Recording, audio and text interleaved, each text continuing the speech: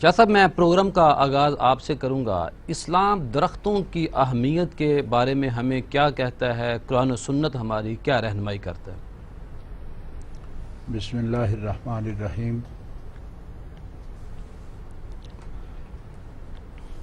محترم ضیاء الحق نقشبندی صاحب، آپ نے ریاست مدینہ میں شجر کاری کا موضوع گفتگو کے لیے رکھا ہے۔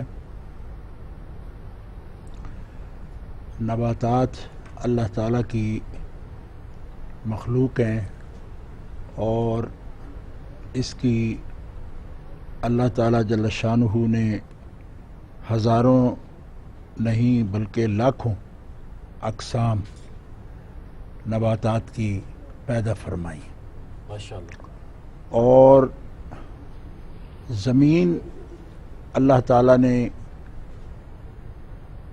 اشرف المخلوقات انسان کی رہائش کے لیے، سکون کے لیے مسکن اور قرار کی جگہ قرار دی ہے، بنائی ہے، اور زمین کا حسن نباتات سے بنایا، یعنی اس زمین کو بانجھ قرار دیا گیا جس پر رویدگی نہیں ہوتی، سبزہ نہیں ہوتا، صحیح۔ اور زمین کا زیور، اس کی سجاوٹ اور اس کا حسن، یہ سبزے کو قرار دیا گیا ہے۔ اسلام میں زمین کی جو اصل اہمیت اور ضرورت واضح کی گئی وہ سبزے رویدگی کے حوالے سے۔ جی، رسول پاک صلی اللہ تعالیٰ علیہ وسلم کا ارشاد ہے، زمین اس کی میراث ہے جو اس کو آباد کرتا ہے، اور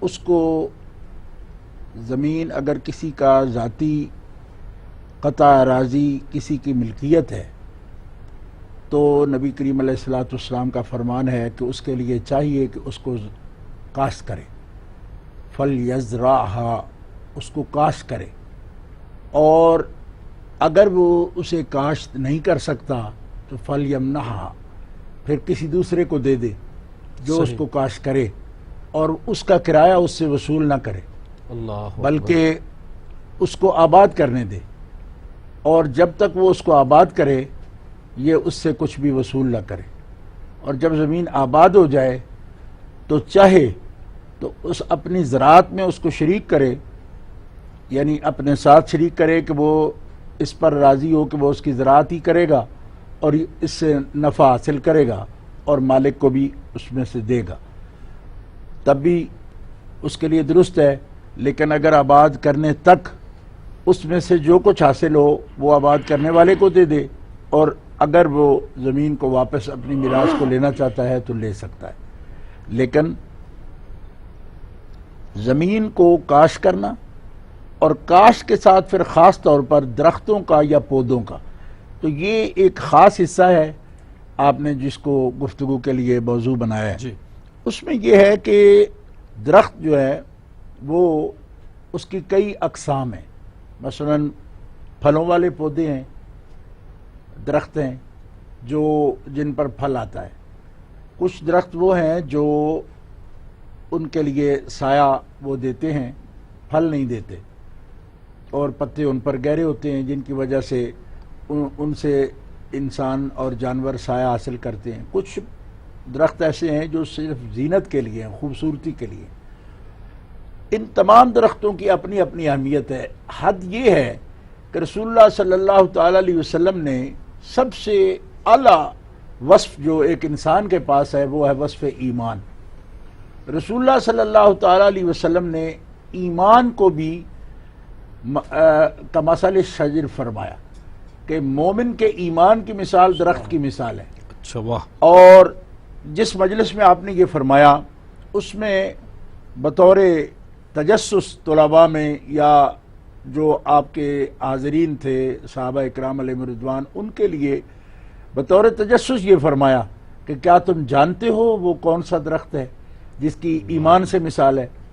تو صحابہ علیہم رضوان خاموش رہے۔ اللہ کے رسول صلی اللہ تعالی وسلم نے فرمایا وہی النخلۃ، وہ کھجور ہے۔ واہ، کھجور کا درخت ہے کہ جو صیف و شتاء میں، یعنی گرمی میں سردی میں جس کے پتے نہیں گرتے، گرمی سردی میں اس کے اندر یہ طاقت ہے کہ وہ اپنے پتوں کو، اپنی بہار کو قائم رکھتا ہے، پانی کم ملے یا زیادہ پھر بھی اپنی بہار قائم رکھتا ہے۔ سبحان فرمائے اس اعتبار سے مومن ہے کہ عسر میں یسر میں تنگی میں آسانی میں مومن کے ایمان پر بہار رہتی ہے۔ کیا بات، تو رسول پاک صلی اللہ علیہ وسلم نے ایمان جو ایک مومن کے پاس سب سے اعلیٰ وصف ہے اس کو بھی درخت کے ساتھ تعبیر فرمایا، واہ، اور درخت کی اہمیت بھی اس سے واضح ہوتی ہے کہ کتنی مناسبت ہے کہ ایک شجرہ ایمان ہے بندے کے پاس، اور اس کی مثال درخت کی صورت میں جو پھل بھی دیتا ہے سایہ بھی دیتا ہے۔ کئی اس کی تعبیرات محدثین نے بیان فرمائی ہیں کہ کھجور میں کیا اس کی خصوصیات ہیں جس کی وجہ سے ایمان کے ساتھ اس کی مثال۔ لیکن یہاں موضوع کے اعتبار سے صرف یہ کہنا کا مقصود یہ ہے کہ نبی کریم صلی اللہ تعالی علیہ وسلم نے جب آپ غزوات میں سرایا میں اپنے عساکر کو بھیجتے تو بطور خاص یہ آپ ان کو تاکید فرماتے کہ اگرچہ کسی کفار کے علاقے میں، معاندین کے علاقے میں تم فتوحات کے لیے جاتے ہو، لیکن ان کے پھلدار درختوں کو، سایہ دار درختوں کو تم قطع نہ کرنا۔ صحیح صحیح۔ اور رسول پاک صلی اللہ تعالی علیہ وسلم نے بکریوں کے لیے، جانوروں کے لیے درختوں کو کاٹنے سے منع فرمایا، اور یہ الفاظ مبارکہ حدیث میں موجود ہیں۔ فرمایا ولیکن یعنی لا تقطع ولیکن حش حشوشا، کہ تم اس کے پتے جھاڑ سکتے ہو درخت نہیں جانوروں کے لیے، درختوں کو قطع نہ کرو۔ واہ، یعنی ایسی کسی ایسے دستے کا، ہاتھ کے کسی جھاڑو کا یا کسی لکڑی کا، لوہے کا انتظام کر کے تم ان پتوں کو زد لا سکتے ہو زد میں، لیکن پتوں کے حصول کے لیے درختوں کو کاٹ دینا، اس سے نبی علیہ السلام نے منع فرمایا۔ جی شاہ صاحب بڑی اچھی بات کر رہے تھے ماشاءاللہ۔ لائن